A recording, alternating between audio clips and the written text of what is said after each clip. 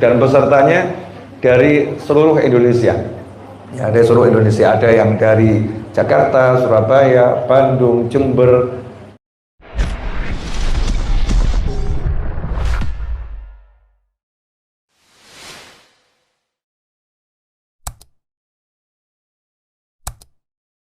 Assalamualaikum warahmatullahi wabarakatuh.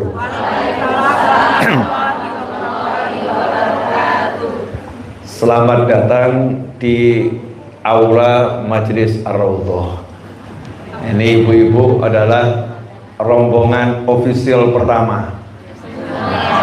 Ya, rombongan official pertama yang resmi niat berkunjung di Majelis Ar-Raudhah untuk sowan niat silaturahim cari ilmu bareng.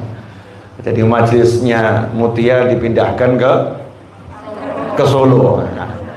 Dan ini ruangan yang baru ya, ruangan yang baru. Saya kasih nama aula. Kalau yang tadi di musola, ini aula. Di atas ada mini auditorium di atasnya ini. Nah, aula ini kegiatannya apa? Kegiatannya adalah ta'allum wa ta'lim, kajian yang sifatnya lebih simple manusianya. Karena kalau Jumat 1000 lebih nggak ditaruh di sini di musola. Nah, kalau yang di sini untuk forum-forum yang lebih sederhana. Rabu sore nanti itu ada kajian khusus ibu-ibu. Kamis pagi jam 6:30 sampai 8:30 Maulid Simtuduror. Itu juga siapa yang mau ngantar anak mungkin mampir ya, laki perempuan. Kemudian untuk terima tamu-tamu saya ya, saya terima di sini. Serta ngajar santri weekend 2 pekan sekali di Majelis Ar-Raudhah ada santri weekend. Usianya 17 tahun ke atas. Nah, dan semua sifatnya gratis tanpa serupiah pun biaya. Santri weekend itu tinggal di sini sejak Jumat sore check in, Ahad siang check out. Nah, setiap santri tidur di ranjang di asrama, di ranjang, dan dapat fasilitas makan minum, minimal makan minum sehari 3 kali. Kemudian snack pagi dan snack sore, kopi dan teh serta air mineral tersedia 24 jam di kamar masing-masing. Nah, judulnya weekend. Jadi liburan bisa di bulan Desember. Akhir Desember insya Allah kami akan senggarakan santri weekend. Nanti ada apa namanya panitianya ya, ada pendaftarannya lewat admin. Nanti biasanya saya share di grup-grup WhatsApp di YouTube, dan pesertanya dari seluruh Indonesia. Ya, dari seluruh Indonesia, ada yang dari Jakarta, Surabaya, Bandung, Jember, Banyuwangi, ada yang dari Kalimantan, dari Sumatera, ada yang dari Jambi, ada yang dari Lombok. Karena melihat tayangan di YouTube ya dan grup WhatsApp, pengen merasakan weekend di Solo ya, weekend di Solo di santri weekend. Dan kegiatan santri weekend itu sifatnya weekend santai, nggak ada ajakan untuk tahajud, nggak ada ajakan untuk sholat duha. Jadi duha serahkan kamu duha sendiri, tahajud sendiri. Yang penting sholat 5 waktu berjamaah ikut, dan kegiatannya kajian pagi, kajian malam. Selebihnya itu sholat 5 waktu, zikir pagi, zikir sore, duduk santai menikmati kolam koi. Ya, menikmati kolam koi. Pagi ada senam berjamaah, mengajari kawan-kawan kita untuk memanage waktunya, ya, mengatur waktunya.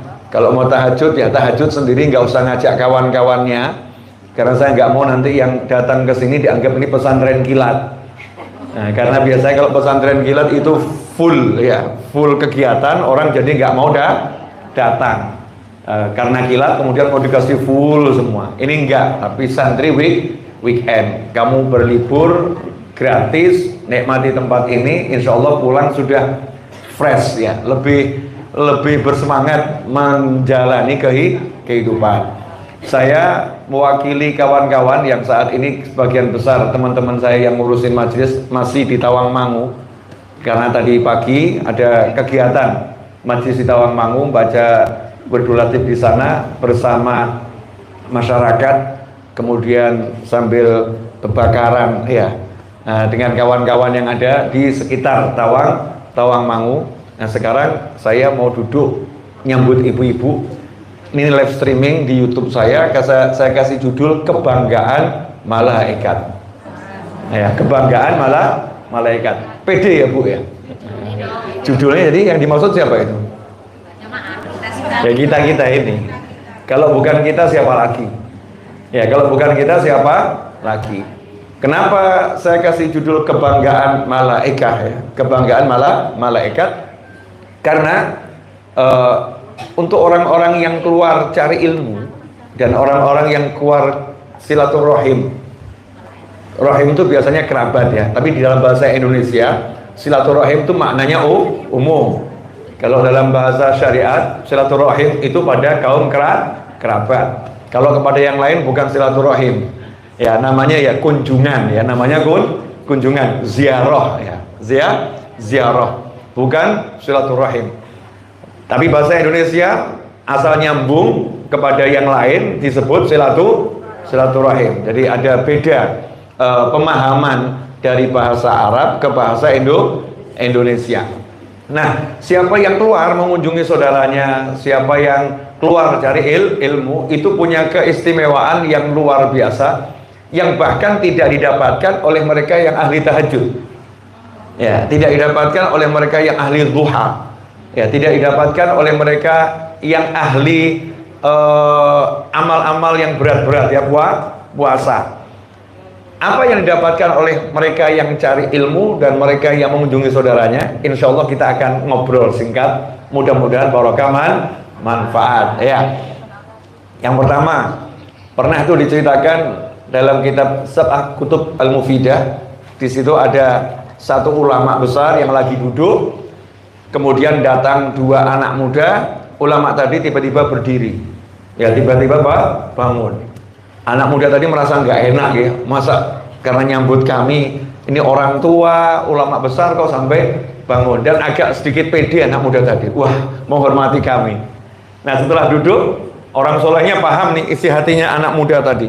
Mungkin ada yang nanya, bagaimana bisa tahu isi hati orang? Ya bagaimana bisa tahu isi hati orang? Isi hati kita tuh sama Allah di inskripsi kalau bahasa sekarang ya, di inskripsi, di password, diproteksi ya, dengan proteksi yang luar biasa. Bahkan malaikat pun nggak tahu. Nggak tahu. Malaikat bisa tahu hati kita baik atau buruk dari aromanya, tapi isinya nggak tahu. Ya aromanya. Kalau aromanya itu harum berarti hatinya baik. Kalau aromanya itu busuk berarti hatinya busuk. Malaikat baru bisa mencatat ya kalau sudah ada aksi, ada perbuatan. Maka dikatakan niat. Kadang-kadang kita salah. Niat itu gerakan hati, salah. Niat itu gerakan hati diikuti aksi. Itu namanya niat. Kalau gerakan hati tanpa aksi namanya melamun, bukan niat. Saya pengen beli rumah, saya pengen nikah, saya pengen tahajud, saya pengen duha, saya pengen sodako, saya pengen haji, saya pengen umroh, saya pengen ziarah Nabi Muhammad SAW. Kalau nggak ada aksi, namanya apa? Melamun. Itu bukan niat. Kalau niat bagaimana? Saya pengen beli rumah, mulai nabung satu hari 10.000 rupiah, walaupun hasilnya kecil, ya itu baru dikatakan niat. Saya pengen umroh, sudah menghubungi buru-buru umroh, belajar ilmunya umroh, itu namanya udah niat. Tapi kalau cuma saya pengen umroh, itu namanya melamun. Beb, saya mau nikah tapi kok jodoh nggak datang-datang, melamun kok ya. Yang namanya juga melamun. Yang dituntut bukan lamunan, tapi niat. Nah, malaikat bisa mencatat niat mukmin, ya bisa mencatat karena udah ada aksi. Kalau belum ada aksi, malaikat nggak ngerti. Tetapi ada makhluk Allah yang lebih dari malaikat. Yang lebih dari malaikat. Namanya manusia yang beriman yang mencapai derajat kewalian. Rasul menyatakan SAW, ittaqu firasatal mu'min fa innahu yanzuru binurillah. Hati-hati kamu, waspada kamu, awas, ingat, mukmin itu punya firasat. Jadi hati-hati dengan firasat seorang mukmin. Karena mukmin nggak melihat dengan bola matanya, mukmin nggak melihat dengan perkiraan-perkiraan alias prasangkanya, tapi mukmin melihat binurillah, dengan cahayanya Allah Subhanahu wa ta'ala.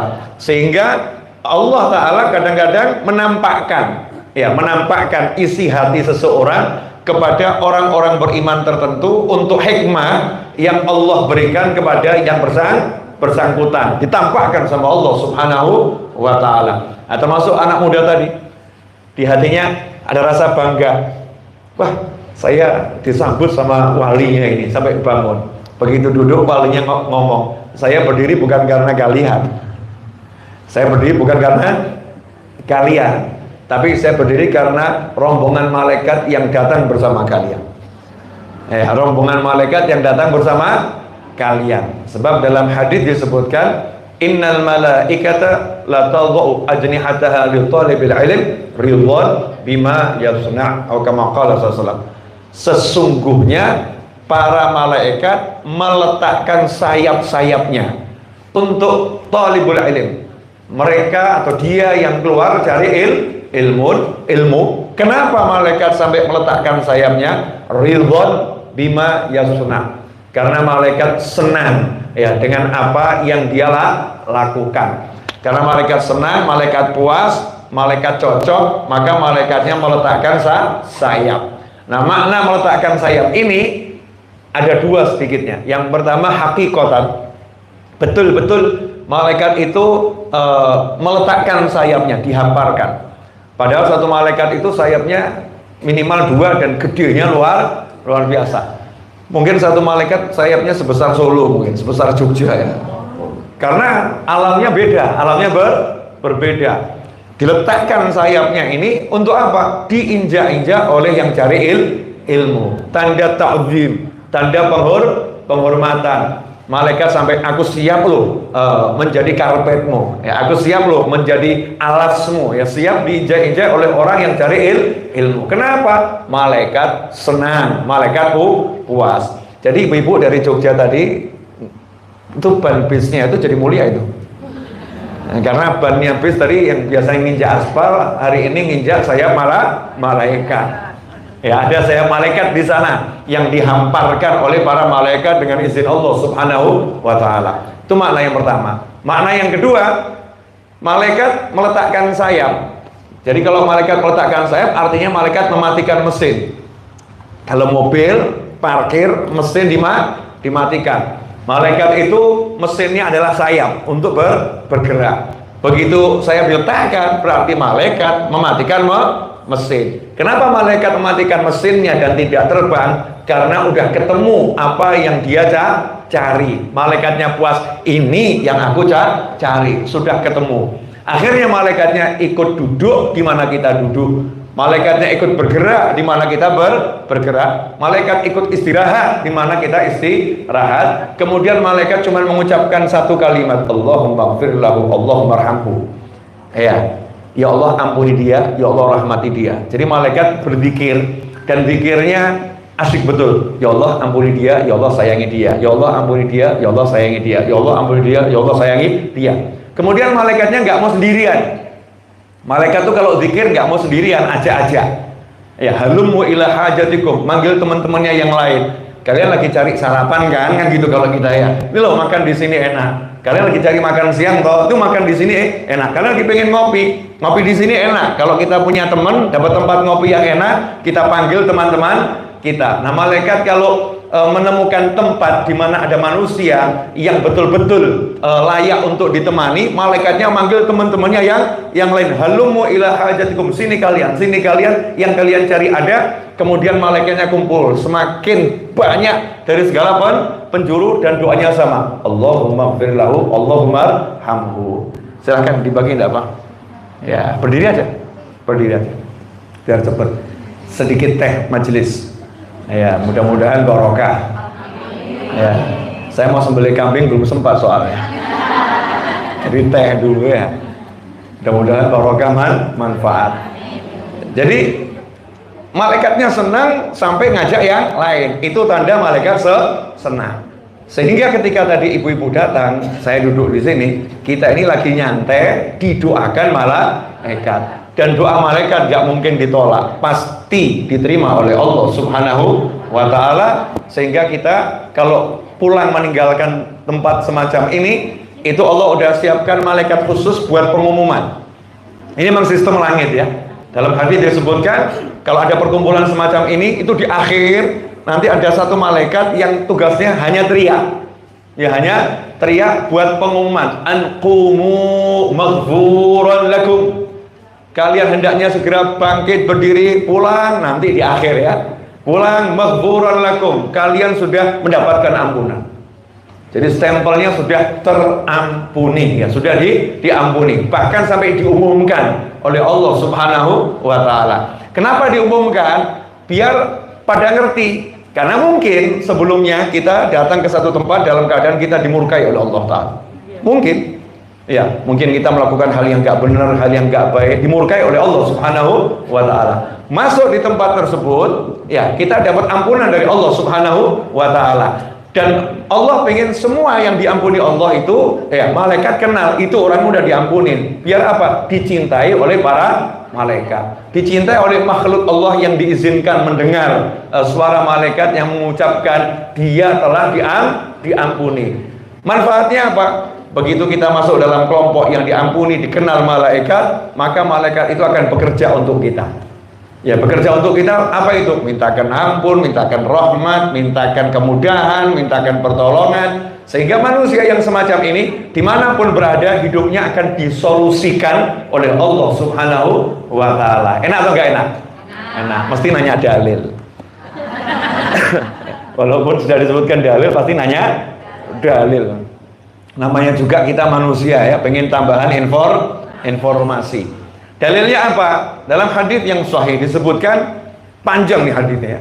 Ada kelompok manusia yang duduk berzikir pada Allah Ta'ala. Kemudian Allah kirim malaikat. Ya, malaikatnya tadi sama Allah ditanya, mereka ngapain? Ya, mereka minta surga. Mereka pernah lihat surga? Enggak pernah. Kalau mereka lihat surga bagaimana? Wah, pasti akan lebih lagi mintanya. Kalau udah lihat kok jadi pengen ya, mintanya lebih lagi, ibadahnya lebih hebat, sampai panjang itu. Mereka berlindung dari neraka dan seterusnya. Akhirnya Allah ngomong sama malaikat yang ditugaskan tadi, ishadu, kalian semua jadi saksi ya, bahwasanya aku telah ampuni mereka semua. Aku telah ampuni mereka semua. Nah, malaikat disuruh jadi saksi. Malaikat kalau jadi saksi beneran, kata Allah ini semua diampuni gitu ya. Maka malaikat angkat tangan, ya Allah, fihim fulanun laisa minhum. Ya Allah, di tengah-tengah mereka ada satu orang yang ikut datang, ikut duduk, laisa minhum. Yang lain zikir, dia enggak zikir. Yang lain minta surga, dia enggak minta surga. Yang lain berlindung dari siksa api neraka, dia enggak berlindung dari siksa api neraka. Cuman duduk, ya cuman duduk, enggak ikut zikir, enggak minta surga, enggak berlindung dari siksa api neraka. Sehingga malaikat merasa ini kan enggak yang disebutkan tadi. Yang disebutkan tadi itu kata Allah diampuni. Nah, kalau yang ini diampuni enggak ini? Innama ja'a li hajah. Dia datang karena mau beli roti produknya Habib Novel. Mau beli roti gitu kan di depan. Ternyata pas ada ibu-ibu ikut masuk. Ya. Dan dia nggak niat pengajian. Ngapain nih ngaji-ngaji, capek amat ngaji ya. Bicara surga lagi, neraka lagi, udah. Kebetulan temennya ikut di pengajian sini. Lama amat sih, saya cuma pengen ketemu dia, lama nggak ketemu nih. Mau diajak nongkrong, baru mungkin begitu ya. Innama ja'a li hajah. Sama sekali nggak ada urusannya dengan pengajian. Dan alhamdulillah kita nggak temukan manusia semacam ini di sini. Nggak ada ya. Tapi ini seandainya ada yang seperti ini, modelnya begini, ini kan parah ya. Parah habis, di tengah orang zikir dia nggak zikir, tengah orang minta surga dia nggak minta surga. Pokoknya fokusnya satu, nagih hutang. Kebetulan ini ibu-ibu punya hutang sama dia. Jadi ditunggu di pengajian. Innama ja'a li hajah. Dia datang karena punya suatu kepentingan khusus ya. Malaikat ngomong, ya Allah, inna majali hajah, nggak ada urusannya dengan zikir, doa, macam-macam tadi. Apa kata Allah Subhanahu wa Ta'ala? Iya, dia juga ku ampuni. Kenapa? Humul qaumu la yashqa bihim jalisuhum. Mereka itu adalah suatu kaum yang tadi zikir, doa, cari ilmu, suatu kaum. Barang siapa duduk bersama mereka, nggak mungkin jadi celaka. Barang siapa duduk bersama mereka, nggak mungkin jadi celaka. Kenapa? Bihim la yashqa bihim, berkat mereka. Bukan karena dianya baik, bukan karena dianya zikir, bukan karena dianya hebat. Bihim, berkat orang-orang yang hebat ini, keberkahannya itu menyebabkan yang nggak beres ini diampuni oleh Allah Ta'ala. Nah, jadi gitu faedahnya majelis zikir, faedahnya majelis ilmu. Makanya kita nggak boleh berpikir negatif pada siapapun yang ada di majelis ilmu, nggak boleh, karena dia sudah diampuni oleh Allah Subhanahu wa Ta'ala. Jangan ada orang datang kita ngomong dia lagi nggak berubah, dia lagi.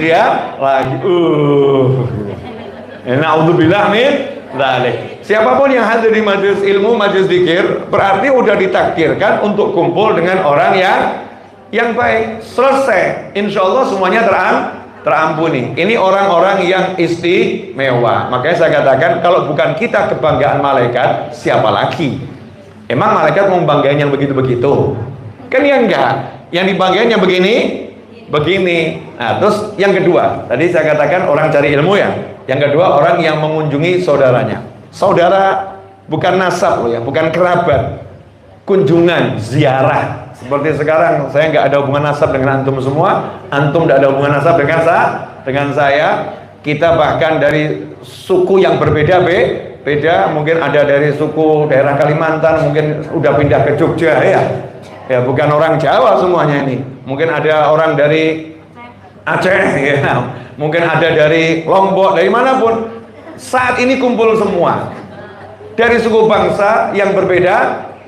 Bahasanya pun Masya Allah, ada bahasa gaul yang saya nggak paham. Nah, zaman sekarang kan ibu-ibu punya bahasa sendiri. Kadang saya ini ngomong apa gitu nggak paham maksudnya. Ada bahasa Indonesia soal EYD ya. Ada yang pakai bahasa Jawa, mungkin ada pakai bahasa Kalimantan sana, bahasa Banjar, mungkin ada pakai bahasa Aceh, mungkin ada yang orang Madura di sini, ya pakai bahasa Madura, bahasanya beda-beda. Tapi semua ini datang ke sini kan satu tujuannya, mau mengunjungi Habib Novel karena Allah Ta'ala, betul ya? Karena Allah Ta'ala, bukan karena ada urusan bisnis, enggak kan? Enggak ada, bukan mau nagih utang ke saya, enggak kan ya? Enggak. Urusannya karena Allah Subhanahu wa Ta'ala. Ini pernah diceritakan oleh Nabi Muhammad SAW. Jadi Rasulullah SAW pernah duduk bersama para sahabat. Tiba-tiba Nabi Muhammad SAW itu bersabda, ya berkata, itu ada satu orang. Nah, ini menarik. Nabi SAW nggak mengalami, nggak melihat, nggak ada di peristiwa itu. Nggak mengalami, nggak melihat, tidak ada di peristiwa itu. Tapi kok tahu? Ya tapi kok tahu?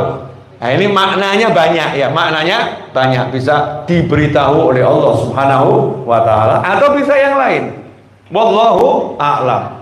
Karena kuasa Allah itu luar biasa, keluar dari nalar dan logika. Kita nggak menutup kemungkinan Allah Ta'ala kemudian membawa Nabi SAW ke masa lampau. Wallahu a'lam. Karena Allah juga udah membawa Nabi Muhammad SAW ke masa depan. Apa itu masa depan? Akhirat. Surga, neraka, akhirat itu masa depan. Rasulullah SAW udah melampaui semua waktu. Karena untuk bertemu dengan Allah harus melewati semua yang namanya makhluk. Allah udah bertemu dengan Nabi Muhammad SAW. Rasulullah udah lihat surga. Rasulullah lihat neraka. Bahkan bisa nyebutkan fulan di surga, fulan di surga, fulan di surga. Karena lihat fulan di neraka, fulan di neraka. Karena lihat. Sementara orangnya masih hidup. Bukan nantinya loh ya. Melihat ya di neraka, melihat di surga. Nah ini suatu rahasia ilahi yang kita gak paham dan belum paham. Termasuk ini beberapa hadis yang seperti Rasul menyatakan nanti kalau kiamat udah dekat, begini. Ya, itu bukan ramalan, ramalan, tapi data nyata, fakta, informasi super valid, karena sifatnya wahyu, nggak mungkin salah, ya, nggak mungkin meleset, nggak mungkin berkurang, ya, sedikit pun apa yang disebutkan oleh Nabi Muhammad Shallallahu Alaihi Wasallam, karena beliau melihat, jadi ngerti. Termasuk peristiwa ini, Rasul menyebutkan ada seorang pria yang melakukan perjalanan dari satu desa ke desa lain, Kemudian Allah Ta'ala menyiapkan satu malaikat yang menyamar jadi manusia. Maka saya agak was-was nih, jangan-jangan ada malaikat nyamar nih ya. Tapi menurut riwayat, malaikat kalau nyamar nggak pernah jadi perempuan, aman jadi. Malaikat kalau nyamar itu jadi laki-laki, nggak pernah nyamar jadi perempuan. Saya belum pernah ketemu riwayat malaikat nyamar jadi perempuan. Jadi kalau perempuan ini aman insya Allah. Kalau setan bisa sih nyamar jadi laki-laki jadi perempuan, setan bisa. Tapi kalau malaikat nggak pernah ada riwayat malaikat nyamar jadi perempuan, yang ada jadi laki-laki. Allah Ta'ala perintahkan satu malaikat menyamar jadi manusia, dan seorang pria berhenti di tengah jalan mengawasi orang tadi, nunggu. Kalau orang ini lewat, malaikatnya diperintahkan menghadang, suruh ngajak ngobrol, suruh nanya, dan pertanyaannya spesifik. Wah, berkah roti majelis itu. Nah, itu roti majelis buatan sendiri semua. Cukup aman. Jadi ambil saja satu-satu ya. Ini kalau gitu muter terus nanti. Udah dapat. Ya, saya nggak dapat, saya curang ini. Bercanda. Biasanya emang begitu. Saya dikasih paling akhir, dan bahkan seringkali nggak dikasih. Iya, termasuk minuman kan semuanya dapat, saya tidak. Ini udah bertahun-tahun ya, nanti cek video saya di YouTube, bertahun-tahun ya seperti ini, dan teman-teman saya selalu begitu karena nggak mikirin saya, yang dipikirkan orang lain. Memang begitu saya ngajari. Iya, pikirkan dulu tamu-tamunya, nggak usah ngurusin saya. Masa yang punya rumah kok minta diurusin dulu? Ya, tamu harus didahulukan. Silakan, Mas Seto, Mbak Ajeng, Mbak Lulu, kalau udah nyampe sini langsung aja ke aula. Ya, Mas Seto, Mbak Ajeng, Mbak Lulu, kalau udah nyampe di Raudhah langsung ke aula. Boleh dilanjut?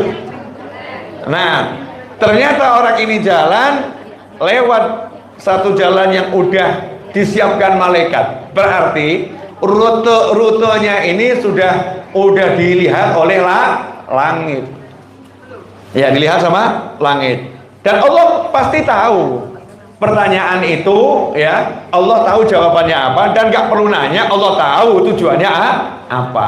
Tapi kenapa sampai Allah siapkan malaikat untuk berdiri dan menghadang dan bertanya? Untuk apa itu? Memberitahu semuanya siapa orang ini. Ya, untuk ngasih tahu semuanya siapa orang ini, dan biar bisa dicontoh oleh yang lain, bisa dicontoh. Kemudian untuk ngasih tahu malaikat, ya, kamu nggak tahu isi hatinya. Kenapa orang ini saya muliakan? Biar kamu ngerti. Sehingga nanti kalau ada yang lain yang semacam ini, kamu juga harus muliakan.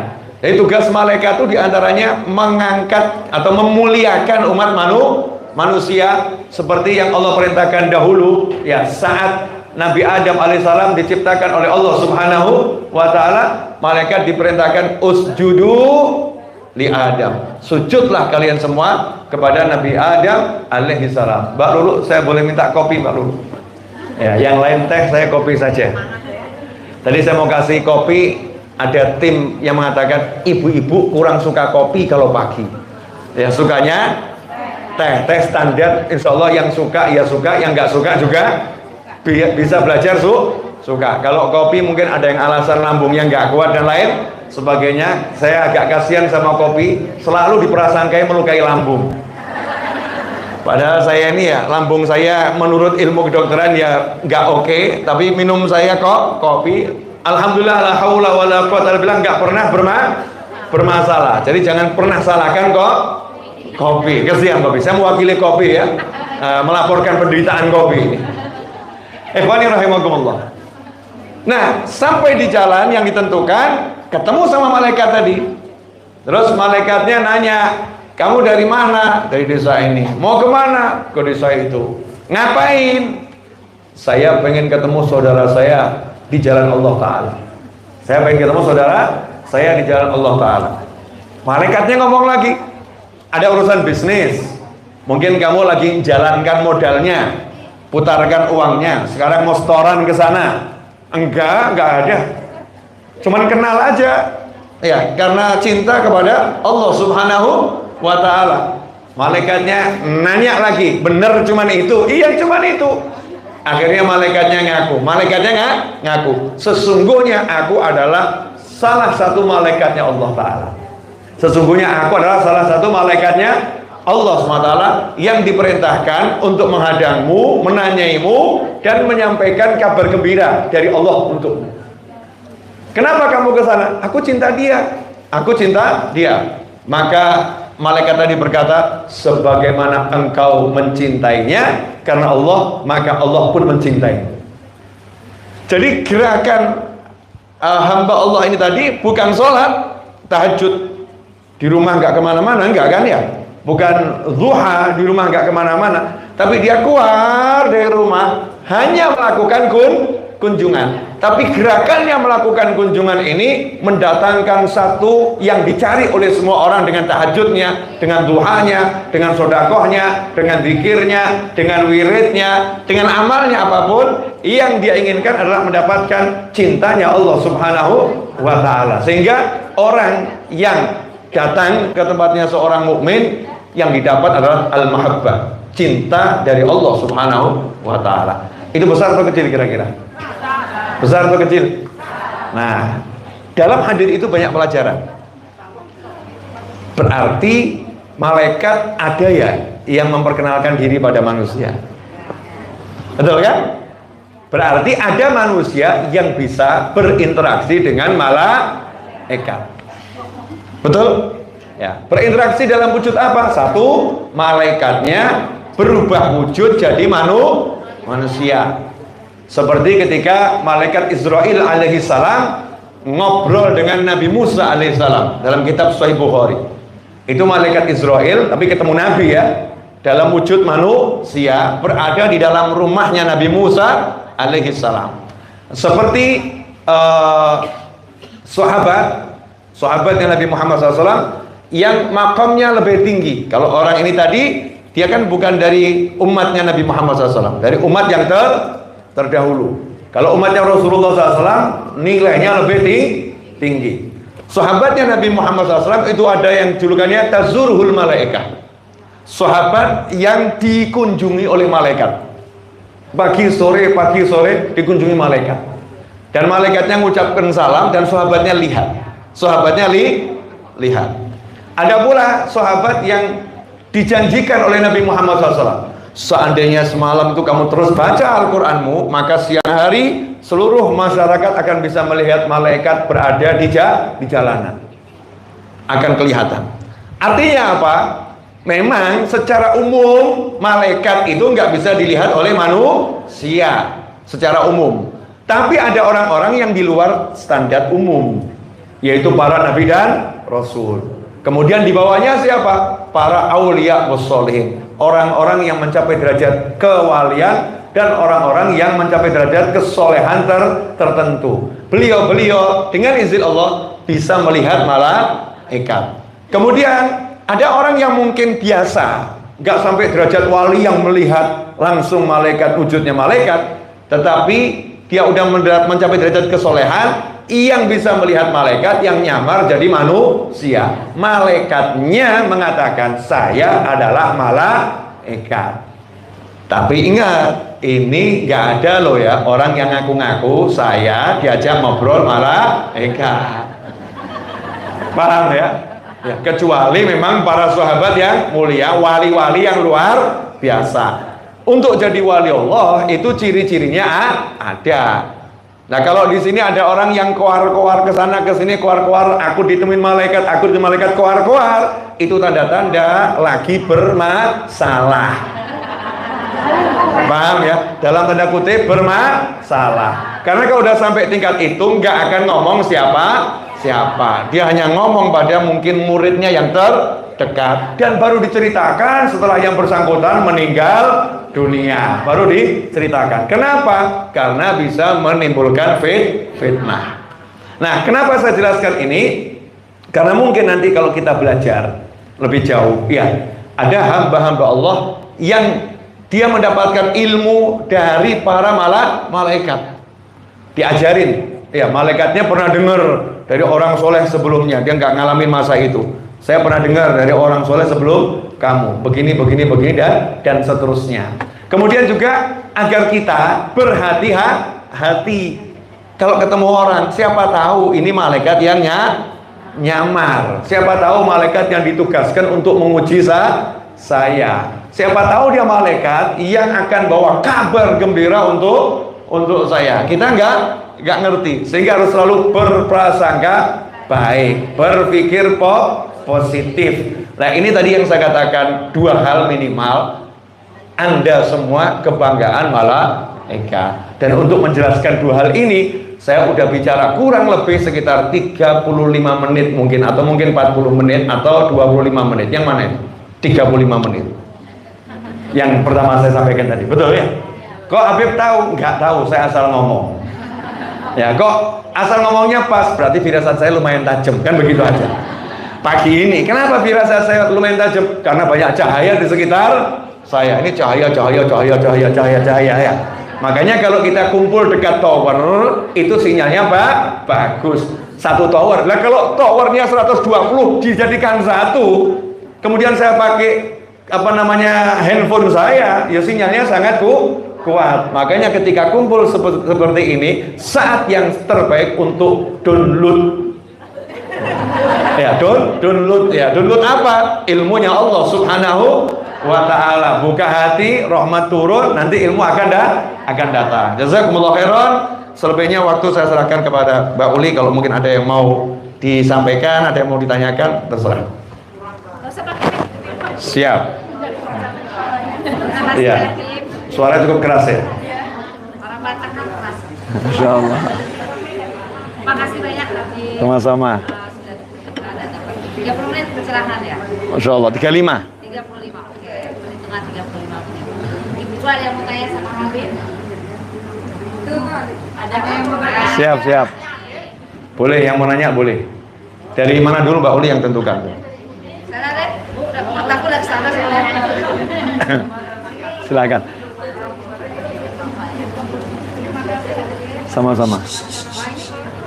Waalaikumsalam warahmatullahi wabarakatuh. Saya ingin menanyakan masalah puasa sunnah. Ya. Kapan kita bisa membatalkan puasa sunnah? Soalnya dalam satu acara, umpamanya dalam kita bertamu, Siap. kita sudah puasa sunnah. Di situ kita dikasih jamuan. Oke. Paham. Insyaallah paham. Nah. Kita ada acara oatmeal umpamanya. Pas hari Senin sama hari Kamis. Nah, itu sebaiknya kita gimana? Kita mau Batunya tidak ada. tapi kita tetap puasa atau kita harus membatalkan? Siap. Oke. Makasih. Waalaikumsalam wabarakatuh. Pemirsa dimanapun antum berada, ya, pertanyaannya dari ibu-ibu tadi yang mewakili yang lain, kalau kita lagi berpuasa sunnah, boleh nggak tiba-tiba kita batalkan untuk alasan tertentu? Ya, dan kapankah kita boleh membatalkannya? Ya, itu kan globalnya begitu ya. Saya jawab, puasa sunnah dibatalkan kapanpun tanpa alasan apapun boleh. Jawas ya, hukumnya boleh. Tapi kalau pertanyaannya mana yang lebih utama, melanjutkan puasa sunnah atau membatalkan puasa sunnah, ya, mana yang lebih utama? Satu, kalau misalnya kita udah istiqomah puasa Senin, istiqomah puasa Kamis, atau istiqomah puasa Senin Kamis, atau istiqomah puasa 13, 14, 15, Atau istiqomah puasa sehari tidak. Puasa Nabi Daud alaihissalam. Udah istiqomah setahun, 2 tahun, 3 tahun, 3 bulan, mungkin baru mulai, sebulan baru mulai. Tapi kalau udah dihitung istiqomah. Tiba-tiba kita diundang makan siang oleh kawan kita, sahabat kita ke rumahnya. Dimasakkan dari subuh. Iya, sampai siang dihidangkan. Terus kita ngomong, maaf, saya lagi puasa. Enaknya diapakan ini?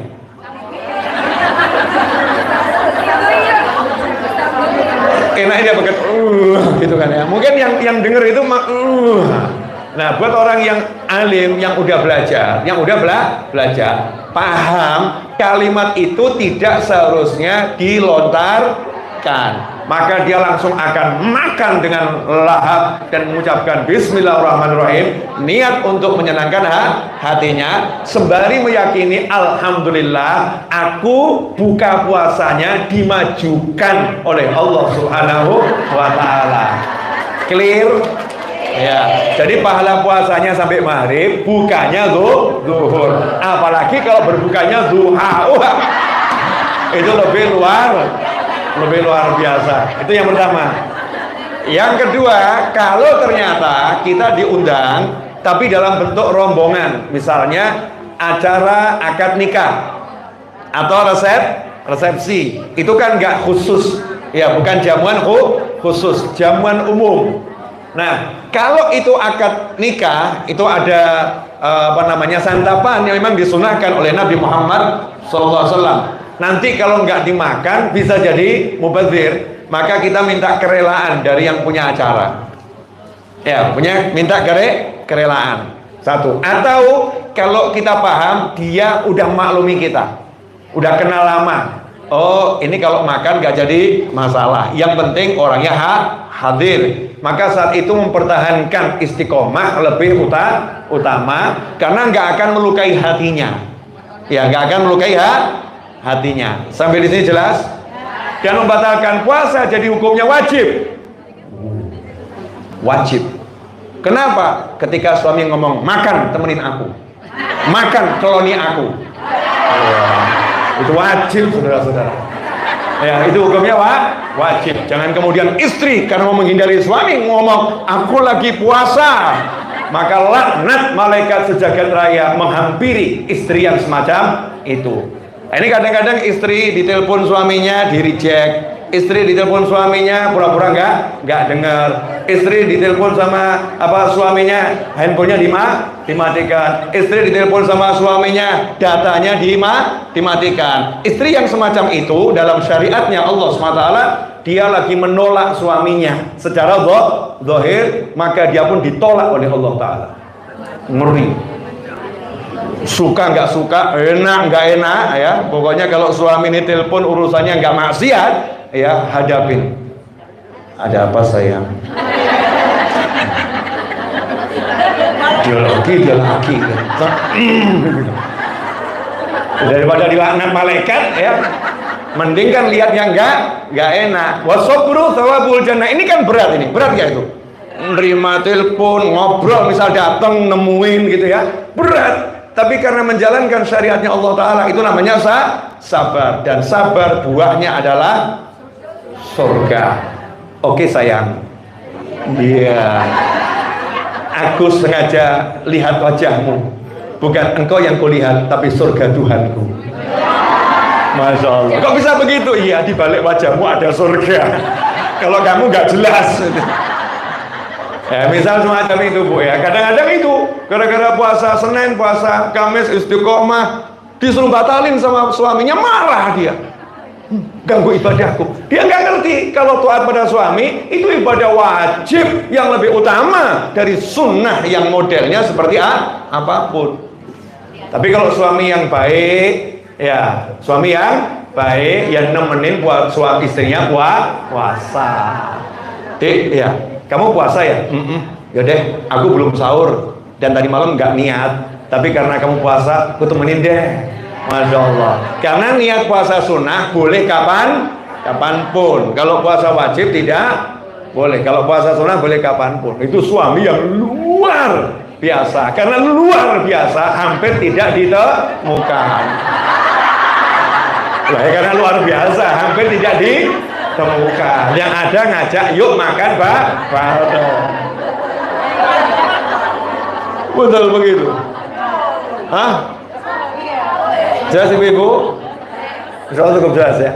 Makasih. Yang lain? Saya untuk mahasiswa, itu sering puasa Ramadan, buka sendiri. Iya. Saya batalin puasa. Kemudian kalau lagi haid, nggak saya bayar juga utangnya. Namanya anak muda ya, Bib. Iya. Itu salah.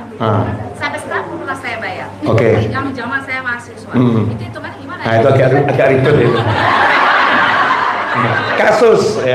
Kasus seorang mahasiswi Ramadan menstruasi, otomatis dia punya hutang puasa. Setelah berumah tangga 40 tahun kemudian, hutang puasa saat jadi mahasiswi belum dibayar. Dan kadang-kadang bukan karena menstruasi, tapi karena lagi malas hati. Ya, dan ada makanan yang siap dinikmati di masa jahiliyah, belum paham hukum agama. Sekarang udah paham, tapi itu belum dibayar. Ya, gimana cara membayarnya? Itu agak ribet, saudara-saudara. Maka diperlukan duduk sendiri bersama tim ahli, siapkan kertas dan kalkulator. Kemudian kita akan hitungan mulai tahun berapa itu ditinggalkan, kira-kira berapa jumlah yang ditinggalkan, karena setiap tunggakan ada bunga berjalan. Oh iya, ada bunga berjalan, ada dendanya, karena ditunggak dan ditunggak. Kenapa? Karena ada hak orang miskin yang harus disalurkan. Nggak besar kok, nggak besar. Tapi ada sistemnya, dan untuk menghitung itu bukan bagian saya, itu yang ahli adalah Habib Muhammad bin Husain Al-Habsyi. Nanti kalau butuh saya kasih kontaknya. Terima kasih. Yang berat-berat jangan saya. Ya, tadi yang sudah sebentar. Mana dulu? Bentar ya Bu, biar diatur sama Mbak Uli. Nah, silakan. Waalaikumsalam warahmatullahi wabarakatuh. Ketika sekarang kan majelis berdiri di berbagai tempat ya. Oke. Di situ perempuan-perempuan yang dulunya mungkin zaman jahiliyah sudah mulai berubah ya. Tetapi saya masih ingin bertanya karena itu kembali ke diri saya. Ketika saya pengen ngaji masih pengen pakai bedang, apakah itu masih terus jangan sampai kita ingin berbuat baik tetapi ada sesuatu yang harusnya kita perbaiki lebih utama. Siap ya. Pertanyaan. Sekarang ini banyak majlis di sana dan di sini. Banyak mall di sana dan mall di sini. Ya, intinya majlis banyak, mall banyak, tempat makan juga banyak. Nah, buat wanita, ya buat wanita, datang pengajian tapi dia masih suka bersolek. Ya, berdandan di diri. Bagaimana hukumnya? Selama dandanannya itu wajar, ya wajar, ya tidak jadi masalah. Tapi kalau dandanannya kurang ajar, nah itu bermasalah. Makanya batasan tabarruj jahiliyah itu tipis ya, tipis. Kadang-kadang ada orang yang nggak usah berhias, wajahnya udah full hiasan. Kulitnya putih, bibirnya merah, itu nggak berhias, ngeri amat gitu ya. Ada yang memang wajahnya semacam itu, ada yang wajahnya udah dikasih lipstick tetap nggak kelihatan. Ada semacam itu. Maka ukurannya adalah nanya sama temennya yang benar-benar objektif. Ini dandanan saya ini wajar atau menor? Bahasa anak kecil dulu ya, wajar atau menor? Ya itu yang bisa saya sampaikan. Ya tabarruj jahiliyah itu kita bisa paham lah. Oh ini jahiliyah ini ya, kelihatan. Nah seandainya kalau ada ibu-ibu, mbak-mbak, nona-nona, nyonya-nyonya, hiasannya masih nggak karuan, tapi dia datang majelis, jangan pernah kita katakan percuma. Jangan pernah kita katakan percuma. Kamu datang kalau kamu seperti itu. Sejak kapan kita diajari untuk jadi Tuhan? Sejak kapan kita diajari untuk jadi Tuhan dan bisa menghakimi dengan kalimat percuma? Yang ada bagaimana? Tujukan kalimat itu untuk diri kita sendiri. Syariat gak pernah mengajarkan kita menilai orang, tapi semua ajaran itu untuk menilai pribadi kita masing-masing. Maka saat kita bercermin, kita ngomong percuma kalau masih seperti itu. Tapi datang pengajian, biar apa? Biar suatu saat bisa berubah kitanya. Dan jangan pernah mengusir orang dari satu majelis karena orang tadi dandanannya semacam itu. Toh yang di majelis perempuan dan gak ada yang lesbian. Ya kan ya, yang di majelis perempuan nggak ada yang lesbian. Kenapa saya mengatakan nggak ada? Karena kita nggak boleh menuduh orang. Dohirnya nggak ada, ya tidak ada. Maka kalau wanita dengan wanita itu suatu hal yang wajar. Kita hanya perlu ingatkan, hati-hati kalau kamu di luar nanti bisa menimbulkan dosa. Karena itu mengingatkannya juga harus pakai ilmu. Jangan kemudian kita tunjuk hati-hati, wajahmu penuh fitnah. Akhirnya kita besoknya fitnah, dihajar sehingga timbul permusuhan. Jika suatu nasihat bisa menimbulkan kemungkaran, maka tinggalkan nasihat itu dan rubahlah jadi doa di dalam hati. Itu lebih mendatangkan suatu kemaslahatan daripada madharrah ataupun keburukan. Memang kita harus sabar dalam berdakwah. Semua tunjukkan ke diri sendiri, jangan digunakan untuk nilai orang lain. Jelas Bu ya? Insyaallah. Makasih. Satu lagi ya, Ibu. Ya, Yang belakang dulu silakan. Nanti boleh tambah Bu. Waalaikumsalam warahmatullahi wabarakatuh. Alhamdulillah doa saya dikabul karena saya penggemar YouTube-nya Habib Novel Alaini. Masya Allah. Alhamdulillah. Saya tersanjung karena kebanyakan penggemar saya itu bapak-bapak, mas-mas. Ya. Ini ibu-ibu, saya suka bumi Bu. Masya Allah. Ibunya Mbak Uli ya? Masya Allah. KKN ya. Alhamdulillah. Sama kedua, Habib saya sampaikan dulu dapat salam dari Habib Ali bin Abdullah bin Ali Bahar dalam keadaan sakit mohon doanya. Allah yasfi insyaallah. Nah, waalaikumsalam. Cerita yang lain lagi ya? Boleh. Boleh tidak? Saya dulu waktu mau sidang lah gitu. Skripsi. Pas sidang terakhir. Sidang saya tiba-tiba didatangi seorang laki-laki. Mas gak lupa karena apa itu memori betul. Masya Allah. Yang dalam logika saat setelah sadar nggak mungkin itu orang ada dalam lokasi sidang.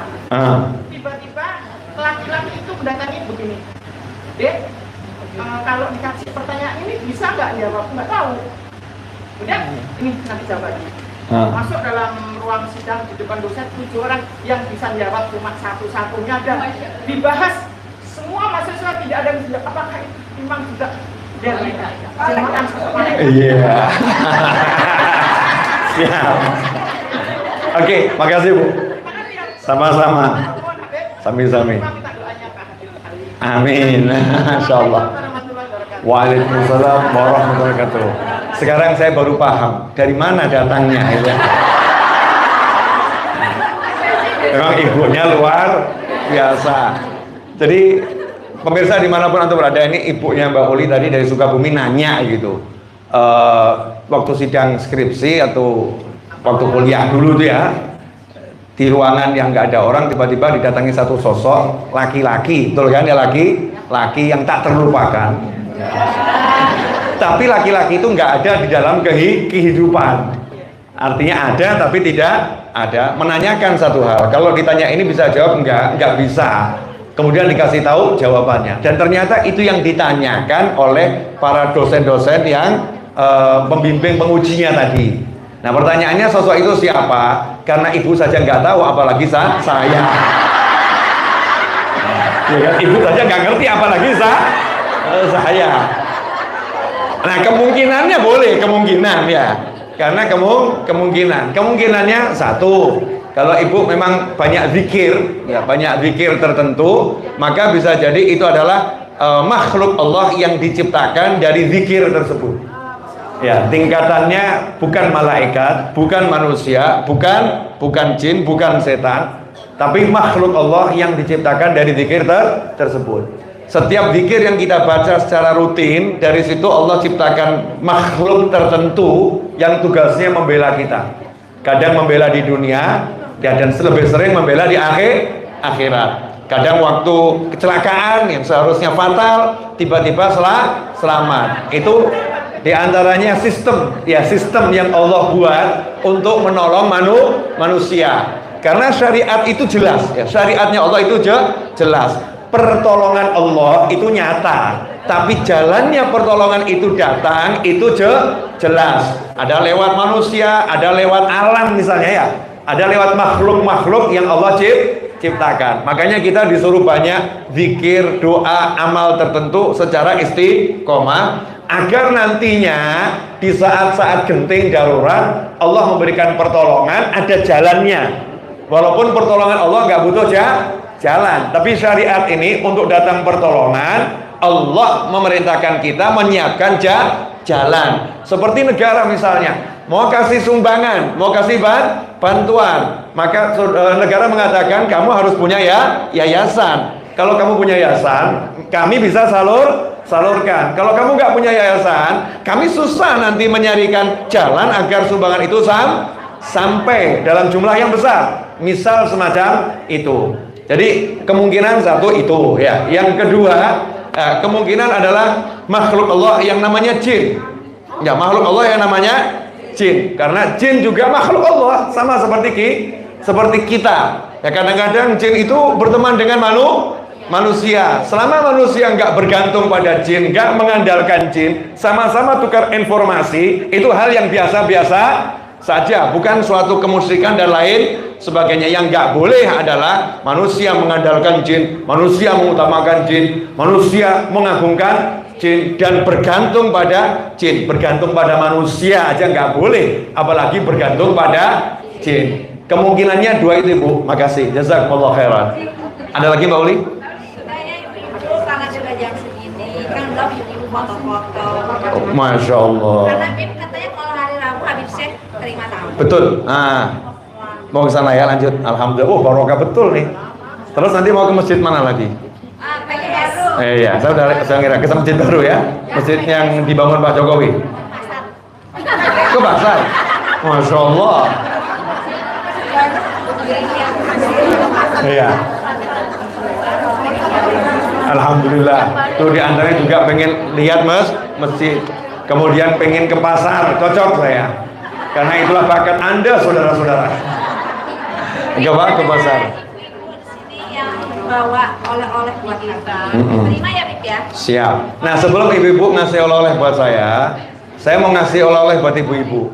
Kalau masih, tolong Mbak Ajeng, Mbak Lulu, mana Mbak Lulu? Yang jauh ke bagian duluan ya.